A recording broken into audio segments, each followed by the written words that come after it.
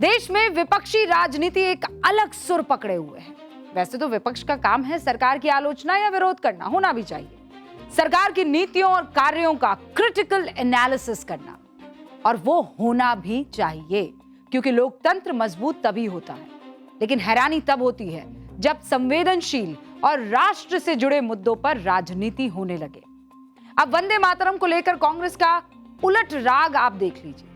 जब देश की संसद में इस मुद्दे पर कानून बन चुका है तो फिर कांग्रेस की तरफ से वंदे मातरम पर अपना अलग राग पकड़ने की क्या जरूरत है? और जब इस मुद्दे पर अजीब अजीब टिप्पणियां हो रही हो और इस मुद्दे पर जब पार्टी अपने आप को बैकफुट पर पा रही हो, लोग सोशल मीडिया पर कांग्रेस को घेर रहे हैं, तो फिर धरने वाली राह पकड़ ली। छात्र आंदोलन में पैलेट गन क्यों चली, किसने चलाई, दूसरा चैप्टर है उस शिखर सम्मेलन पर जिस दुनिया की निगाहें उस बिंदु पर टिकी है। 12-13 सितंबर की तारीख दुनिया ने लॉक कर दी है। चर्चा शी जिनपिंग के शिखर सम्मेलन में शामिल होने को लेकर है। मौजूदा वैश्विक तनाव के दौर में यह शिखर सम्मेलन भारत चीन ही नहीं, ग्लोबल साउथ के नजरिए से बहुत इंपॉर्टेंट है। आज भी इसकी बात करनी जरूरी है। तो चलिए शुरू करते हैं आज की एक्स्ट्रा क्लास इस पार्ट के साथ।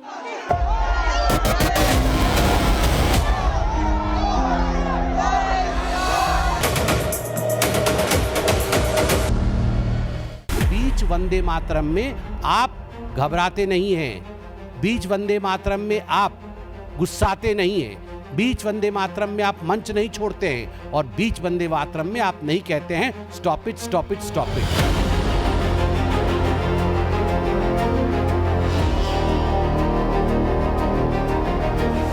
इन्होंने वंदे मातरम का एक शिगुफा छोड़ा ताकि हेडलाइन मैनेज हो जाए, ताकि हम सबका ध्यान वहां चला जाए। माफ कीजिएगा, इस देश का ध्यान अब कहीं नहीं जाने वाला। इस देश का ध्यान अब अमित शाह की कुर्सी पर है। आपके इंचार्ज अमित शाह जी हैं, डिपार्टमेंट को अमित शाह चलाते हैं, तो फिर उनकी फोटो क्यों है यहाँ पे? प्रस्ताव स्वीकृत हुआ, विधेयक पारित हुआ।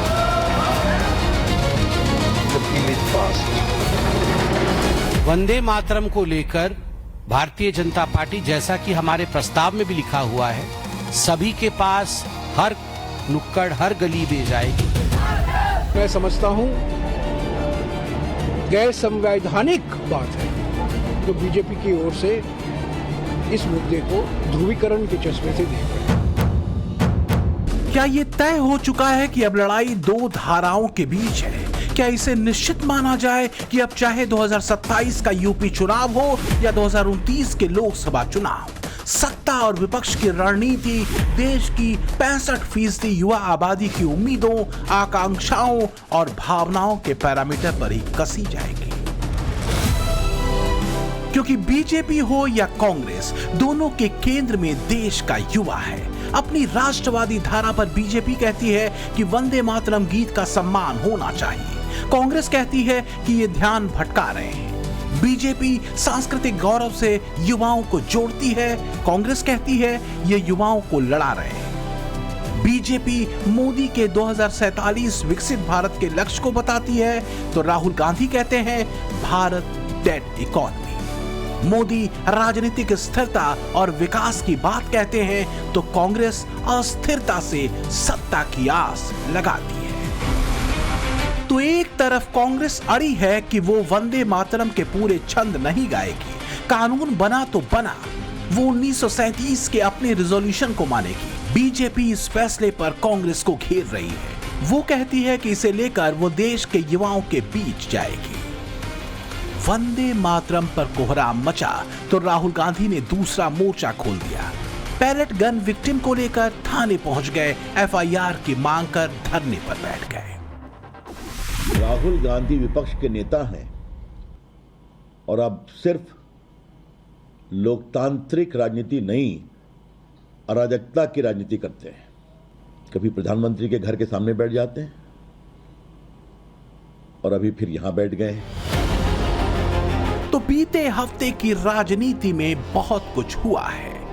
राहुल का धरना और बीजेपी का कहना, राहुल के धरने पर बीजेपी का कहना है कि सुप्रीम कोर्ट की हाई पावर कमेटी जांच कर रही है, तो फिर राहुल गांधी के धरने की कोई वजह नहीं थी। राहुल सिर्फ कैमरा जीबी धरना दे रहे थे वंदे मातरम से ध्यान हटाने के लिए। वैसे इसमें शक नहीं कि वंदे मातरम को लेकर इन तस्वीरों ने और फिर राष्ट्रगीत पूरा न गाने के कांग्रेस के फैसले ने गांधी परिवार और पूरी पार्टी को दोनों को असहज कर रखा था। वंदे मातरम के 2 ही स्टैंजा गाने के फैसले पर लोगों ने कांग्रेस को जमकर कोसा। We are very clear on that our Congress party workers will do that only.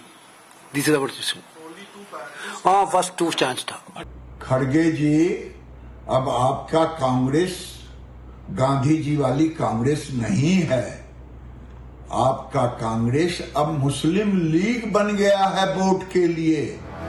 तो क्या देश के 80 साल की स्वाधीनता के दौर में भी वंदे मातरम गीत का गाना या न गाना भी कोई मुद्दा होना चाहिए? क्या देश के राष्ट्रगीत को लेकर देश की पार्टियों के विचारों में अंतर होना चाहिए? ये तय करने की बड़ी जिम्मेदारी यकीनन देश की युवा आबादी की है। इस निर्णायक वोट बैंक पर सभी की नजर है, क्योंकि भारत में 18 साल या उससे अधिक आयु वर्ग वाली आबादी में 18 से 29 वर्ष के लोगों की हिस्सेदारी 29.2% है। इसका मतलब यह हुआ कि देश में हर 10 में से 3 मतदाता जेन ज़ी का है। वैसे देश में 35 वर्ष से नीचे की कुल युवा आबादी करीब 65% है। एक होड़ मची है इसी युवा वोटर को लेकर, क्योंकि 2029 तक मतदान के फैसले से चुनाव की दिशा बदलने की ताकत भी जेन ज़ी के हाथों में होगी।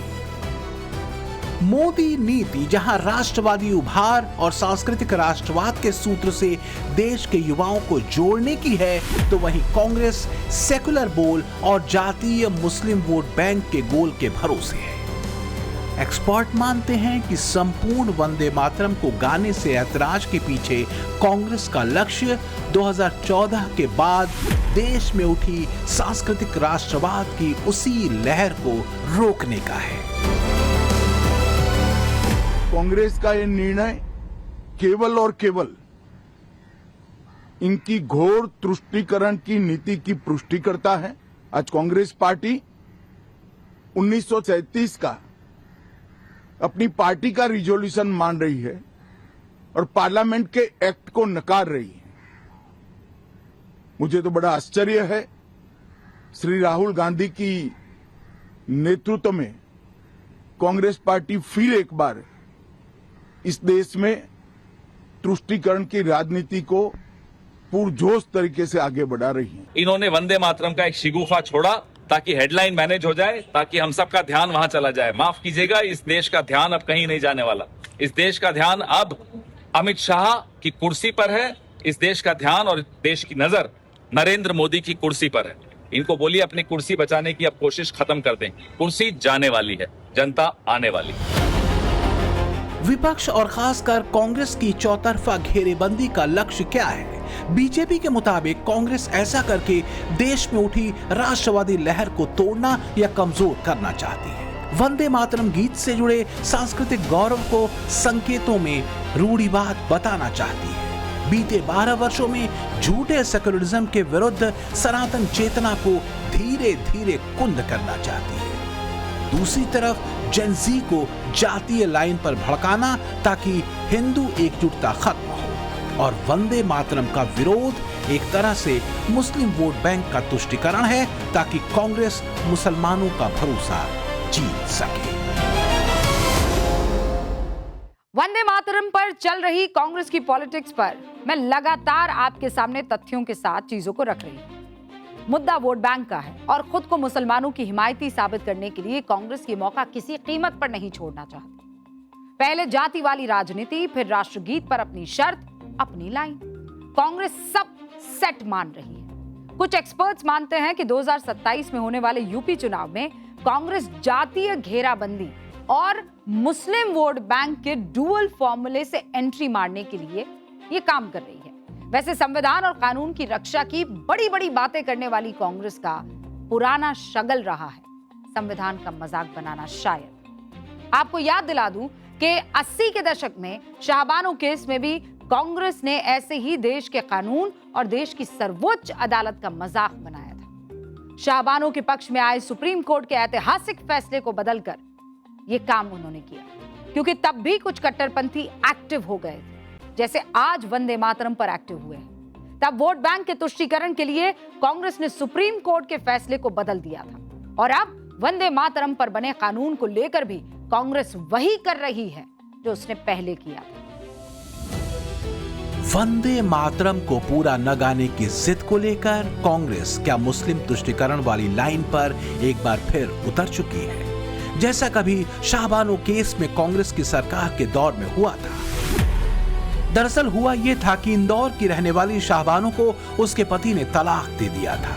पति ने शाहबानो को 5 बच्चों के साथ घर से निकाल दिया था। शाहबानो अपने पति से गुजारा भत्ता देने की मांग कर रही थी, लेकिन उनके पति ने मुस्लिम पर्सनल लॉ बोर्ड का हवाला दिया और शाहबानो को गुजारा भत्ता देने से इनकार कर दिया। शाहबानो हाई कोर्ट पहुंची। हाई कोर्ट ने उनके हक में फैसला दिया। शाहबानो के पति ने इस फैसले के विरुद्ध सुप्रीम कोर्ट में चुनौती दी। 1985 को सुप्रीम कोर्ट ने शाहबानो के हक में फैसला दिया। सुप्रीम कोर्ट के फैसले से देश भर में मुस्लिम कट्टरपंथी भड़क गए। तब राजीव गांधी ने मुस्लिम कट्टरपंथियों के आगे सरेंडर कर दिया और 1986 में संसद में एक एक्ट पास करके सुप्रीम कोर्ट के फैसले को अमान्य करार दिया। और इस बार संसद में राष्ट्रगीत वंदे मातरम को लेकर बने कानून के ऊपर कांग्रेस 1937 के अपने रिजोल्यूशन को रख रही है। हम जानते हैं इसी राहुल गांधी जी ने अपने एक बंद बैठक में यह ऐलान किया था, हां हम मुसलमानों की पार्टी है। उन्होंने कहा था हां हम मुसलमानों की पार्टी है, मगर उसका अर्थ यह नहीं है कि देश को आप इस प्रकार वंदे मातरम के माध्यम से विभाजित करने की कोशिश करें। The biggest strength of this country is the fact that our women.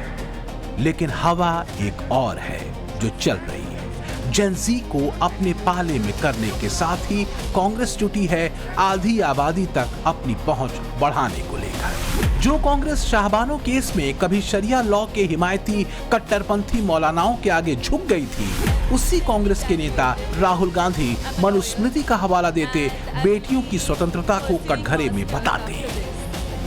Manusmriti which says clearly in childhood a female must be subject to her father. A woman must never be independent. This is a direct quote from the Manusmriti. तो क्या राहुल गांधी का formula साफ हो चुका है? देश की SC, OBC और मुस्लिम आबादी को राहुल गांधी ने सत्ता का फॉर्मूला बना दिया है। राहुल गांधी मनुस्मृति का जिक्र करते हैं और शरिया लॉ की चर्चा नहीं करते। बीजेपी कहती है कि शाहबानो के हक को न देने वाले बेटियों के अधिकार की बात करते हैं। बीजेपी के मुताबिक कांग्रेस का एक लक्ष्य है हिंदुओं को जाति में बांटो और मुस्लिम वोट बैंक को एक साथ साधो। तो क्या राष्ट्रगीत वंदे मातरम के पूरे गायन के विरोध और मनुस्मृति के चर्चा के साथ कांग्रेस और उसके नेता राहुल गांधी ने अपनी राजनीति के पत्ते खोल दिए? मुस्लिम तुष्टीकरण और हिंदू एकजुटता पर वार। फिलहाल तो वंदे मातरम विवाद में पड़ने वाली कांग्रेस के नेताओं की भाषा, भाष्य और भावार्थ तीनों बिगड़े हुए हैं। क्या अमित शाह की इतनी औकात हो गई, हैसियत हो गई भगोड़े की कि सरदार पटेल को राष्ट्र विरोधी कह देगा और ये देश बर्दाश्त कर लेगा? आप मुझे बताइए, कौन बर्दाश्त करेगा सरदार पटेल को, अमित शाह जैसे आदमी का? ये तो चलो गृह मंत्री बन गया है, औकात तो हम भी जानते हैं, आप भी जानते हो। गुजरात के किसी पत्रकार को बुला लो, वो बता देंगे इनकी असलियत। विद्वान कहते हैं कि भाषा व्यक्ति का चरित्र बताती है और शब्द व्यक्ति की आत्मा। पवन खेड़ा पहली बार संसद पहुंचे हैं और वो राज्यसभा सांसद हैं।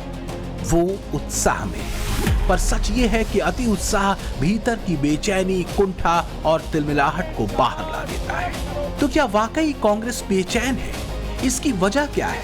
वजह है एक आंकड़ा, जेन ज़ी वाला आंकड़ा। देश में बिहार वो सूबा है जहां सबसे ज्यादा जेन ज़ी आबादी है, करीब 37%। इसके बाद आता है पश्चिम बंगाल जहां 30% आबादी जेन ज़ी की है और महाराष्ट्र में 25%। इन तीनों ही राज्यों के विधानसभा चुनावों में बीजेपी की बम्पर जीत हुई और कांग्रेस को मिले वोट भी देख लीजिए। बिहार में बीजेपी को 21% वोट मिले तो कांग्रेस को महज 9%। बंगाल में कांग्रेस को 4% वोट मिले तो बीजेपी को 39%। और महाराष्ट्र विधानसभा चुनाव में बीजेपी को 26% वोट मिले तो कांग्रेस को 16%। कांग्रेस को भरोसा है कि हिंदू वोटों को जाति में बांटकर और वंदे मातरम पर मुस्लिम तुष्टीकरण को साधकर वो सत्ता का ठीक ठाक गणित बिठा सकती है। लेकिन हिंदू धर्म का जिक्र करते हुए महिला अधिकारों की बात करने वाले राहुल गांधी से बीजेपी के सवाल दूसरे हैं। मैं ये भी जानती हूँ कि कल कांग्रेस के उस नेता के मंच पर हिंदू धर्म को लेकर बातें हुई। हमारी धार्मिक सोच में ही न सिर्फ हम ये कहते हैं कि यत्र नार्यस्तु पूज्यन्ते रमन्ते तत्र देवता, लेकिन साथ ही हमारे धर्म में हम माँ भगवती, माँ लक्ष्मी, माँ सरस्वती की आराधना करते हैं। जिस दुर्गा स्वरूपा को हम शक्ति के केंद्र की दृष्टि से उपासना करते हैं, उस दुर्गा माँ का जय घोष, वंदे मातरम का पूरा मंचन, पूरा गायन कांग्रेस मुख्यालय में हो। इसमें शक नहीं कि चाहे यूपी का 2027 का रण हो या 2029 के लोकसभा चुनाव, दोनों में ही युवा और खासकर जेन ज़ी पर फोकस ज्यादा है। देश में 15 से 29 वर्ष की युवा आबादी यानी जेन ज़ी जिस सोशल मीडिया प्लेटफॉर्म पर एक्टिव है, उस सोशल मीडिया प्लेटफॉर्म्स पर मोदी और राहुल गांधी के फॉलोअर्स कितने हैं जरा इसे देखिए। एक्स पर पीएम मोदी को करीब 10 करोड़ 70 लाख लोग फॉलो करते हैं, जबकि राहुल गांधी के फॉलोअर्स 2 करोड़ 80 लाख हैं। इंस्टाग्राम पर भी पीएम मोदी के फॉलोअर्स राहुल गांधी की तुलना में 10 गुना ज्यादा हैं। यानी मोदी को फॉलो करने वाले 10 करोड़ 60 लाख के करीब लोग हैं तो राहुल गांधी के फॉलोअर्स 1 करोड़ 26 लाख हैं। YouTube पर भी मोदी राहुल की तुलना में 3 गुना ज्यादा ताकतवर दिखते हैं। मोदी के फॉलोअर्स 3 करोड़ 10 लाख हैं तो राहुल के सिर्फ 1 करोड़। और फेसबुक पर तो हाल ये है कि मोदी के फॉलोअर्स 5 करोड़ से ज्यादा हैं, जबकि राहुल गांधी के सिर्फ 75 लाख। उसे गुमा है कि मेरी उड़ान कुछ कम है, मुझे यकीन है कि ये आसमां कुछ कम है।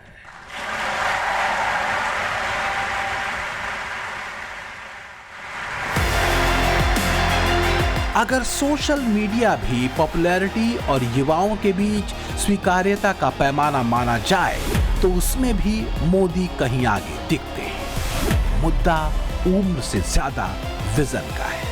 12 वर्षों में मोदी के विजन में भारत के ट्रांसफॉर्मेशन को देश और दुनिया ने देखा है, जबकि दूसरी तरफ के विजन सिवाय जातीय राजनीति और वोट बैंक के तुष्टीकरण के खेल और हिंदू धर्म पर निशानेबाजी के और कुछ नहीं दिखता। Bureau report, times now, Navbharat.